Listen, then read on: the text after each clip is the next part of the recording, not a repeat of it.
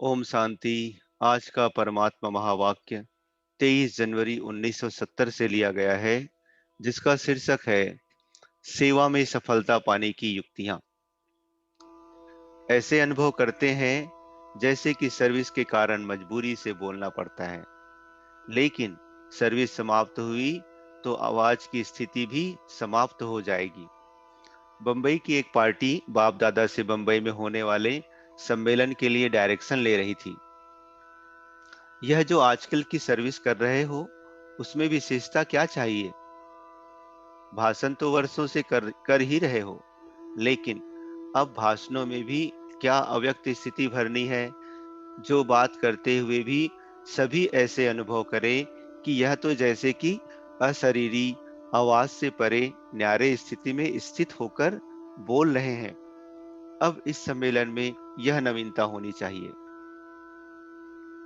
यह स्पीकर्स और ब्राह्मण स्पीकर्स दूर से ही अलग देखने में आए, तब है सम्मेलन की सफलता। कोई अनजान भी सभा में प्रवेश करे तो दूर से ही महसूस करे कि अनोखे बोलने वाले हैं। सिर्फ वाणी का जो बल है, वह तो कणरस तक ही रह जाता है, लेकिन अव्यक्त स्थिति में स्थित होकर जो बोलना होता है, वह सिर्फ कणरस नहीं, लेकिन मनरस भी होगा।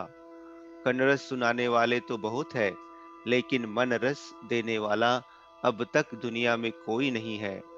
बाप तो तुम बच्चों के सामने प्रत्यक्ष हुआ, लेकिन तुम बच्चों को फिर बाहर प्रत्यक्ष होना है। तो यह सम्मेलन कोई साधारण रीति से नहीं होना है। मीटिंग में भी बोलना की चित्रों में भी चैतन्यता हो। जैसे चैतन्य व्यक्त भाव को स्पष्ट करते हैं, वैसे ही चित्र चैतन्य बनकर साक्षात्कार कराए। जब चित्र में चैतन्यता का भाव प्रत्यक्ष होता है, तो वही चित्र अच्छा लगता है। बाहर की आर्ट की बात नहीं है, लेकिन बाहर के साथ अंदर भी ऐसा ही हो। बाप दादा यही नवीनता देखना चाहते हैं। कम बोलकर भी कर्तव्य बड़ा कर दिखाएं, यही ब्राह्मणों की रीति रस्म है। यह सम्मेलन अनोखा कैसे हो, यह ख्याल रखना है। चित्रों में भी अव्यक्ति चैतन्यता हो, जो दूर से ही ऐसा महसूसता आए, नहीं तो इतनी प्रजा कैसे बनेगी? सिर्फ मुख से नहीं, लेकिन आंतरिक स्थिति से जो प्रजा बनेगी, उसे ही आंतरिक सुख का अनुभव कहा जाता है। आप लोगों ने अब तक रिजल्ट देखी कि जो अव्यक्त स्थिति के अनुभव से आए, वह शुरू से ही सहज चल रहे हैं, निर्विघ्न है। और जो अव्यक्त स्थिति के साथ फिर और भी कोई आधार पर चले हैं, उन्हीं के बीच में विघ्न, मुश्किलातें आदि कठिन पुरुषार्थ देखने में आता है। इसलिए अभी ऐसी प्रजा बनानी है, जो अव्यक्त शक्ति की फाउंडेशन से बहुत थोड़े समय में और सहज ही अपने लक्ष्य को प्राप्त हो। जितना खुद सहज पुरुषार्थी होंगे, अव्यक्त शक्ति में होंगे, उतना ही औरों को भी आप समान बना सकेंगे। तो इस सम्मेलन की रिजल्ट देखनी है। टॉपिक तो कोई भी हो, लेकिन स्थिति टॉप की चाहिए। अगर टॉप की स्थिति है, तो टॉपिक्स को कहाँ भी मोड़ सकते हो। अब भाषण पर नहीं, लेकिन स्थिति पर सफलता का आधार कहा जाता है।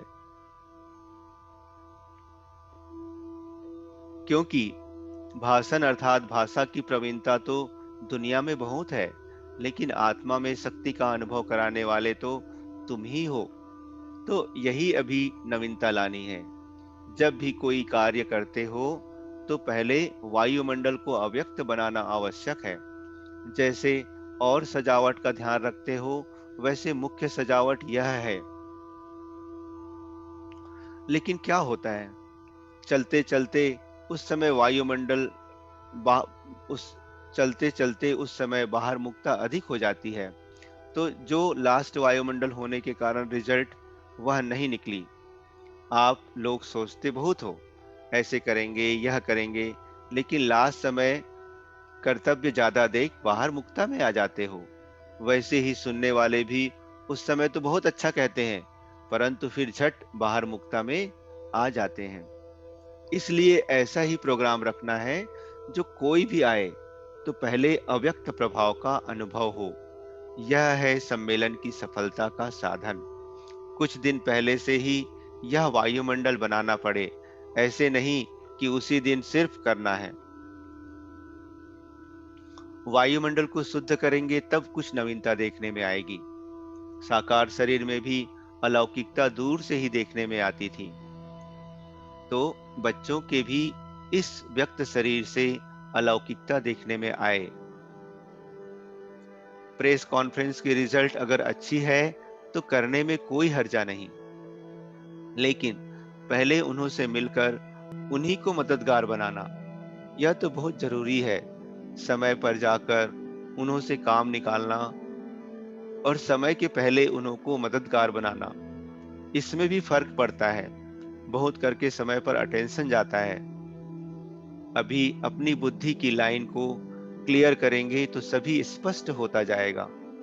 जैसे आप लोगों का प्रदर्शनी में है ना, स्विच ऑन करने से जवाब मिलता है, वैसे ही पुरुषार्थ की लाइन क्लियर होने से संकल्प का स्विच दबाया और किया, ऐसा अनुभव करते जाएंगे। सिर्फ व्यर्थ संकल्पों की कंट्रोलिंग पावर चाहिए। व्यर्थ संकल्प चलने के कारण जो ओरिजिनल बाप दादा द्वारा प्रेरणा कहे वह शुद्ध रिस्पांस अर्थात जवाब मिलता है, वह मिक्स हो जाता है, क्योंकि व्यर्थ संकल्प अधिक होते हैं। अगर व्यर्थ संकल्पों को कंट्रोल करने की पावर है तो उसमें एक वही रिस्पांस स्पष्ट देखने में आता है। वैसे ही अगर बुद्धि ट्रांसलाइट है तो उसमें हर बात का रिस्पांस स्पष्ट होता जाता है और यथार्थ होता है, मिक्स नहीं। जिनके व्यर्थ संकल्प नहीं चलते वह अपने अव्यक्त स्थिति को ज्यादा बढ़ा सकते हैं। शुद्ध संकल्प भी चलने चाहिए, लेकिन उनको भी कंट्रोल करने की शक्ति होनी चाहिए। व्यर्थ संकल्पों का तूफान मेजोरिटी में ज्यादा है। कोई कभी कार्य शुरू किया जाता है तो सैंपल बहुत अच्छा बनाया जाता है। यह भी सम्मेलन का सैंपल सभी के आगे रखना है। अव्यक्त स्थिति क्या चीज होती है, इसका अनुभव कराना है। आपकी एक्टिविटी में सभी समय की घड़ी को देखें, समय की घड़ी बनकर जा रहे हो। जैसे साकार भी समय की घड़ी बने ना, वैसे शरीर के होते अव्यक्त स्थिति के घंटे बजाने की घड़ी बनना है। यह सर्विस सभी से अच्छी है। व्यक्त में अव्यक्त स्थिति का अनुभव क्या होता है, वह सभी को प्रैक्टिकल में पाठ पढ़ना है। अच्छा, बाप दादा और देवी परिवार सभी के स्नेह के सूत्र में मनका बनकर पिरोना है। स्नेह के सूत्र में पिरोया हुआ मैं मन का हूँ, यह नशा रहना चाहिए।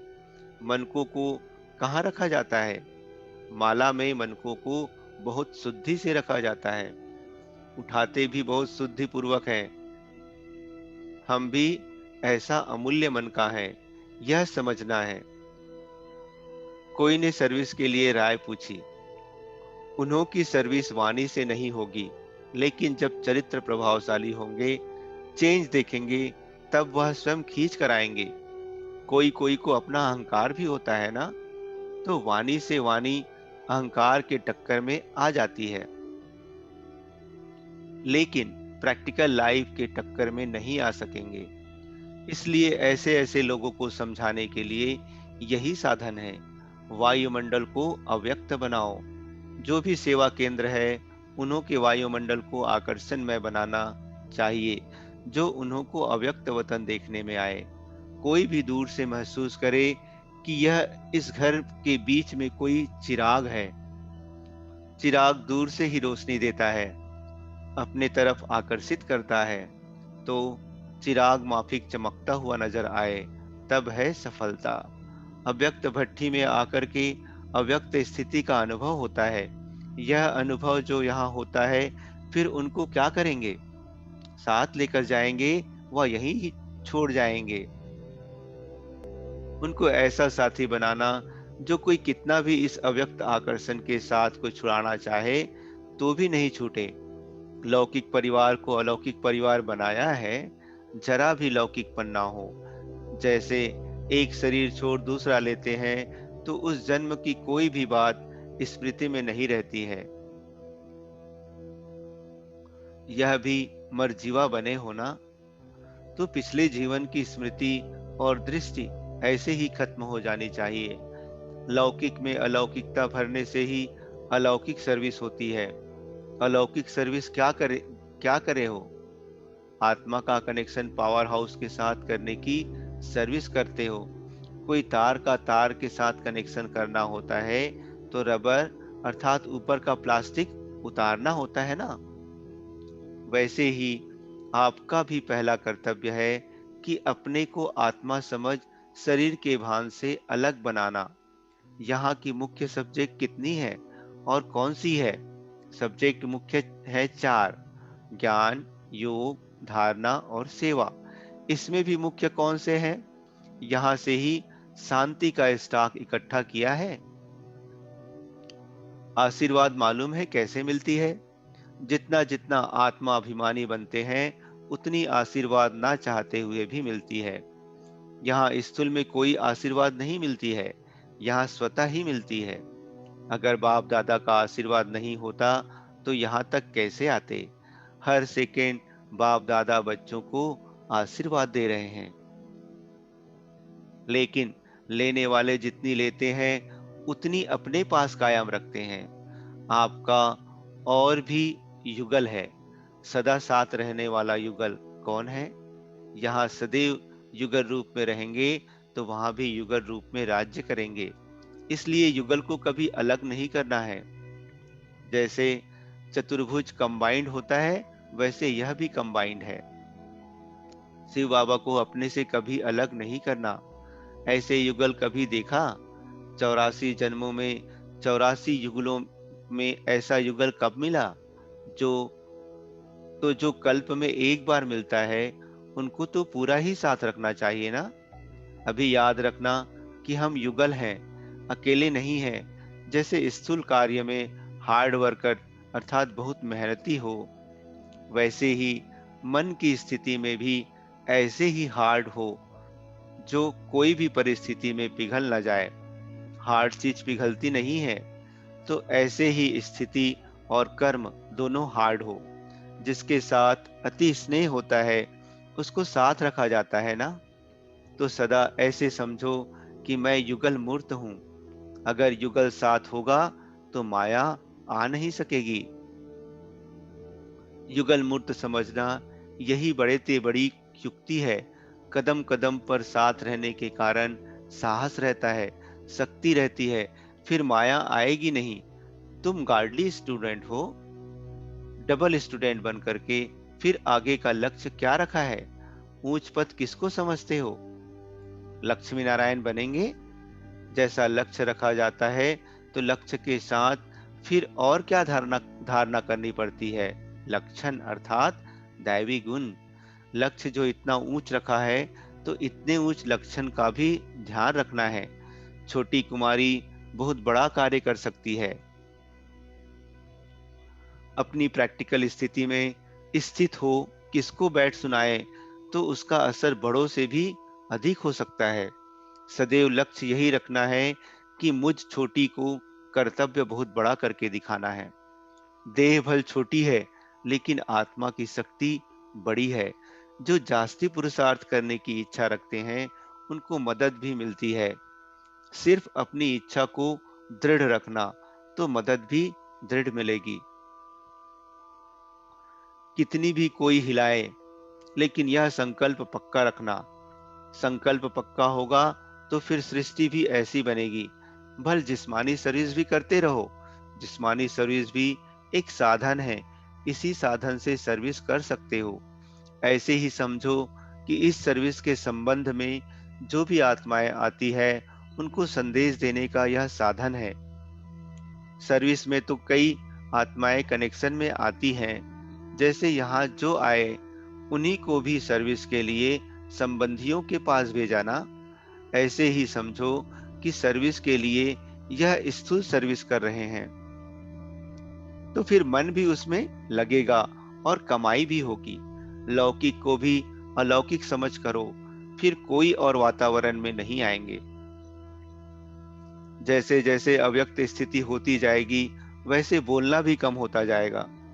कम बोलने से ज्यादा लाभ होगा। फिर इस योग की शक्ति से सर्विस करेंगे। योग बल और ज्ञान बल दोनों इकट्ठा होता है। अभी ज्ञान बल से सर्विस हो रही है, योग बल गुप्त है। लेकिन जितना योग बल और ज्ञान बल दोनों समानता में लाएंगे, उतनी उतनी सफलता होगी। सारे दिन में चेक करो कि योग बल कितना रहा, ज्ञान बल कितना रहा, फिर मालूम पड़ जाएगा कि अंतर कितना है। सर्विस में बिजी हो जाएंगे तो फिर विघ्न आदि भी टल जाएंगे। दृढ़ निश्चय के आगे कोई रुकावट नहीं आ सकती। ठीक चल रहे हैं। अथक और एक रस दोनों ही गुण हैं। सदैव फॉलो फादर करना है। जैसे साकार रूप में भी अथक और एक रस एग्जाम्पल बनकर दिखाया, वैसे ही औरों के प्रति एग्जाम्पल बनना है। यही सर्विस है। समय भल ना भी मिले सर्विस का, लेकिन चरित्र भी सर्विस दिखला सकता है। चरित्र से भी सर्विस होती है, सिर्फ वाणी से नहीं होती। आपके चरित्र उस विचित्र बाप की याद दिलाए, यह तो सहज सर्विस है। जैसे कई लोग अपने गुरु का व स्त्री अपने पति का फोटो लॉकेट में लगा देती है, यह एक स्नेह की निशानी है। तो तुम्हारा ये मस्तक जो है, यह भी उस विचित्र का चरित्र दिखलाए, यह नयन उस विचित्र का चित्र दिखाए। ऐसा अविनाशी लॉकेट पहन लेना है। अपनी स्मृति भी रहेगी और सर्विस भी होगी। मधुबन में आकर मुख्य कर्तव्य क्या किया? जैसे कोई खान पर जाते हैं तो खान के पास जाकर क्या किया जाता है? खान से जितना ले सकते हैं उतना लिया जाता है, सिर्फ थोड़ा सा नहीं। वैसे ही मधुबन है सर्व प्राप्तियों की खान। तो आप खान पर आए हो ना, बाकी सेवा केंद्र है इस खान की ब्रांचेस। खान पर जाने से ख्याल रखा जाता है जितना ले सके, तो यहाँ भी जितना ले सको ले सकते हो। यहाँ की एक एक वस्तु, एक एक ब्राह्मण आत्मा बहुत कुछ शिक्षा और शक्ति देने वाली है। बाप दादा यही चाहते हैं कि जो भी आते हैं वह थोड़ा बहुत नहीं, लेकिन सभी कुछ ले लेवे। बाप दादा का बच्चों में स्नेह है, तो एक एक को संपन्न बनाना चाहते हैं। जितना यहाँ लेने में संपन्न बनेंगे, उतना ही भविष्य में राज्य पाने के संपन्न होंगे। इसलिए एक सेकंड भी इन अमूल्य दिनों को ऐसे नहीं गंवाना। एक एक सेकंड में पद्मों की कमाई कर सकते हो।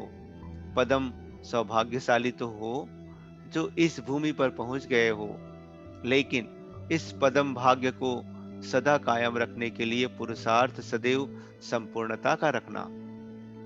जैसा बीज होता है वैसा फल निकलता है।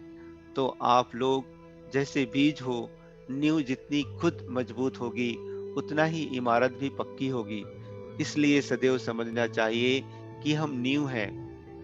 हमारे ऊपर सारी बिल्डिंग का आधार है। याद का रिस्पॉन्ड मिलता है। बाप दादा तो अब सभी के साथ है ही, क्योंकि साकार में तो एक स्थान पर साथ रह सकते थे, अभी तो सर्व के साथ रह सकते हैं। सदैव यह ध्यान रखो कि एक मत से एक रिजल्ट होगी। इस गुण को परिवर्तन में लाना। कैसी भी परिस्थिति आए, लेकिन अपने को मजबूत रखना है। औरों को अपने गुणों का दान देना है। जैसे दान करने से रिटर्न में भविष्य में मिलता है ना, इस ग्रुप का दान करने से भी बड़ी प्रारब्ध मिलती है। जो एक मत होते हैं वही एक को प्यारे लगते हैं। बाप दादा दो होते हैं, बाप दादा दो होते एक है ना। वैसे भल कितने भी हो, लेकिन एक मत होकर चलना। बाप के घर में आकर विशेष खजाना लिया। बाप के घर में विशेषताएं भरी हुई है ना। अपने घर में असली स्वरूप में स्थित होने आए हो। अपना असली स्वरूप और असली स्थिति क्या है, वह याद आती है। आत्मा की असली स्थिति क्या है? जैसे पहले आत्मा परम धाम के निवासी सर्व गुणों का स्वरूप है, वैसे ही यहाँ भी अपनी स्थिति का अनुभव करने के लिए आए हो। मधुबन में आए हो उस स्थिति का टेस्ट करने के बाद उनको सदा के लिए अपनाना है। इसका नाम ही है मधुबन। मधु अर्थात मधुरता, यानी स्नेह और शक्ति दोनों ही वरदान पूर्ण रूप से प्राप्त करना। यहाँ मधुबन में दोनों चीज वरदान रूप में मिलती है। फिर बाहर में जाएंगे तो इन दोनों चीज के लिए अपना पुरुषार्थ करना पड़ेगा। इसलिए यहाँ वरदान रूप में प्राप्त जो रहा है, उनको ऐसा प्राप्त करना जो अविनाशी रहे। जब वरदान रूप में प्राप्त हो सकते हैं तो पुरुषार्थ करके क्यों लेवें? गुरु वरदान देता है तो क्या करना होता है? अपने को उसके अर्पण करना पड़ता है, तब वरदान प्राप्त होता है। तो यहाँ भी जितना अपने को अर्पण करेंगे उतना वरदान प्राप्त होगा। वरदान तो सभी को मिलता है, लेकिन जो ज्यादा अपने को अर्पण करता है उतना ही वरदान का पात्र बनता है। वरदान से ऐसी झोली भर लो जो भरी हुई झोली कभी खाली ना हो। जितना जो भरना चाहे वह भर सकते हैं। ऐसा ही ध्यान रखकर इन थोड़े दिनों में अथक लाभ उठाना है। एक एक सेकंड सफल करने के यह दिन है। अभी का एक सेकंड बहुत फायदे और बहुत नुकसान का भी है। एक सेकंड में जैसे कई वर्षों की कमाई गंवा भी देते हैं ना, तो यहाँ का एक सेकंड इतना बड़ा है। त्याग से ही भाग्य बनता है, लेकिन त्याग करने के बाद मनसा में भी संकल्प उत्पन्न नहीं होना चाहिए। जब कोई बलि चढ़ता है तो उसमें अगर जरा भी चिल्लाया व आंखों से बूंद निकली तो उनको देवी के आगे स्वीकार नहीं कराएंगे। झाटकू सुना है ना? एक धक से कोई चीज को खत्म करने और बार बार काटने में फर्क रहता है ना। झाटकू अर्थात एक धक से खत्म। बाप दादा के पास भी कौन से बच्चे स्वीकार होंगे जिनको मनसा में भी संकल्प ना आए। इसको कहा जाता है महाबली। ऐसे महान बलि को ही महान बल की प्राप्ति होती है। सर्वशक्तिमान के बच्चे हो और फिर शक्ति नहीं, बाप की पूरी जायदाद का हकदार बनना है। सर्वशक्तिमान बाप की सर्व शक्तियों की जायदाद, जन्म सिद्ध अधिकार सदैव अपने सामने रखो। सर्वशक्तिमान के आगे कमजोरी ठहर नहीं सकती है। आज से कमजोरी खत्म। सिर्फ एक शक्ति नहीं, पांडव भी शक्ति रूप हैं। एक दीप से अनेक जगते हैं। डबल सर्जरी करते हो और ही अच्छा चांस मिलता है दो मार्ग बताने का, शरीर का भी और मन का भी। जैसे स्थूल सर्विस करने से तनख्वाह मिलती है, तो वैसे ही क्या मिलेगा? स्वर्ग की बादशाही मिलती है। वह तो वहां मिलेगी, लेकिन यहाँ क्या मिलता है? प्रत्यक्ष फल का अनुभव होता है। भविष्य तो बनता ही है, लेकिन भविष्य से भी ज्यादा अभी की प्राप्ति है। अभी जो ईश्वरीय अतीन्द्रिय सुख मिलता है वह भविष्य में नहीं मिल सकता। यह अतीन्द्रिय सुख सारे कल्प में कभी नहीं मिल सकता। ऐसा खजाना अभी बाप द्वारा मिलता है। अनेक जन्म इंद्रियों का सुख और एक सेकंड में अतीन्द्रिय सुख अनुभव होता है। शिव बाबा को युगल बनाया है। वह देहधारी युगल तो सुख के साथी होते हैं, लेकिन यह तो दुख के समय साथी बनता है। ऐसे युगल को तो एक सेकंड भी अलग नहीं करना चाहिए। साथ रखना अर्थात शक्ति रूप बनना। यह ब्राह्मण परिवार देखा, इतना बड़ा परिवार कब मिलता है? सिर्फ इस संगम पर ही इतना बड़ा परिवार मिलता है। हम इतने बड़े परिवार के हैं, यह नशा रहता है। जितना कोई बड़े परिवार का होता है उतनी उसको खुशी रहती है। सारी दुनिया में हम थोड़ों को इतना बड़ा परिवार मिलता है, तो यह निश्चय और नशा होना चाहिए। हर एक को यह नशा होना चाहिए कि कोटों में से कोई हम गायन में आने वाली आत्माएं हैं। कभी सोचा था क्या कि ऐसा सौभाग्य प्राप्त हो सकता है? अचानक लॉटरी मिली है, लॉटरी की खुशी होती है, और फिर यह अविनाशी लॉटरी है जो कभी खत्म हो न सके। ऐसी लॉटरी हम आत्माओं को मिली है। यह नशा रहता है। कोने कोने से बाप दादा ने देखो किन्हों को चुना है। चुने हुए रत्नों में आप विशेष हैं, यह याद रहता है। बाप दादा को कौन से रत्न अच्छे लगते हैं? साधारण। ऐसी खुशी सदैव अविनाशी रहे, वह कैसे रहेगी? जैसे दीपक होता है, वह सदैव जगा रहे, इसके लिए ध्यान रखते हैं घृत और बत्ती, इन दो चीजों का ख्याल रखना पड़ता है। तो यहाँ भी खुशी का दीपक सदैव जगा रहे, इसके लिए दो बातें ध्यान में रखनी है। ज्ञान घृत और योग है बत्ती। अगर यह दोनों ही ठीक है तो खुशी का दीपक अविनाशी रहेगा, कभी बुझेगा नहीं। 15 दिन भी इस संगम युग के बहुत हैं। ऐसे मत समझना कि हम तो 15 दिन के बच्चे हैं, लेकिन संगम का समय ही अभी बहुत कम है। इस काम के हिसाब से यह 15 दिन भी बहुत है। इसलिए अब ऐसे ही सोचना कि लास्ट वालों को फास्ट होना है। बिछड़े हुए जो होते हैं वह आने से ही तीव्र पुरुषार्थ में लग जाते हैं। हिम्मत बच्चे रखते हैं, मदद बाप देते हैं। एक कुमारी 100 ब्राह्मणों से उत्तम गाई जाती है। एक में 100 की शक्ति भरेंगे तो क्या नहीं कर सकते। सिर्फ अपने पांव को पक्का मजबूत बनाओ। कितना भी कोई हिलाए तो हिलना नहीं है। अचल घर भी तुम्हारा यादगार है ना।